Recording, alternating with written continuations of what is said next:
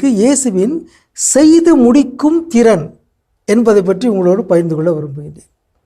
நல்ல ஆளுமைகளுடைய பல்வேறு திறன்களில் ஒன்று ஒரு செயலை தொடங்கி அதை செய்து முடிப்பது. அது நல்ல ஆளுமைகளுக்கு அழகு சேர்க்கின்ற ஒரு திறன். லூக்கா நற்செய்தி 14ஆம் அதிகாரம் 28 முதல் 30 முடிய உள்ள பகுதியில் இயேசு தன்னுடைய சீடர்கள் எப்படி இருக்க வேண்டும் என்பதை பற்றிய சில உவமைகளை தருகிறார். அதில் ஒரு உவமையை சொல்கிறார்.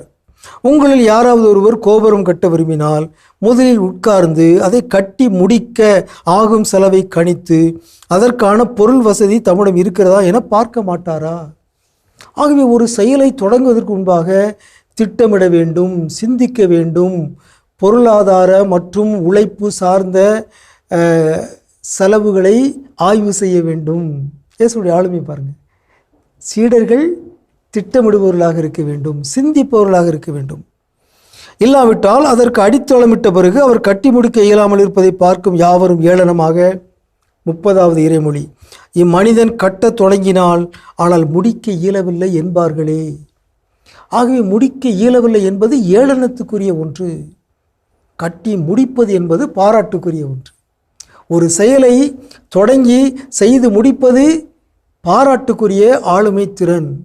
ஒரு செயலை தொடங்கி பாதியிலேயே விட்டு விடுவது என்பது பிறரது ஏளனத்துக்கு உள்ளாகிற ஒரு செயல். எனவே இயேசுவின் சீடர்கள் இந்த செய்து முடிக்கும் திறனை பெற்றவர்களாக இருக்க வேண்டும். அதில் 2 பகுதிகள் இருக்கின்றன. முதல்ல உட்கார்ந்து சிந்தித்து திட்டமிட வேண்டும், அதன் பிறகு அதை செய்து முடிக்க வேண்டும். அதுவே சிறந்த வெற்றியாளர்களுடைய பண்பு. இயேசுவிடம் இந்த பண்பு இருந்தது. இயேசு இந்த திறனை பற்றி போதித்தார்.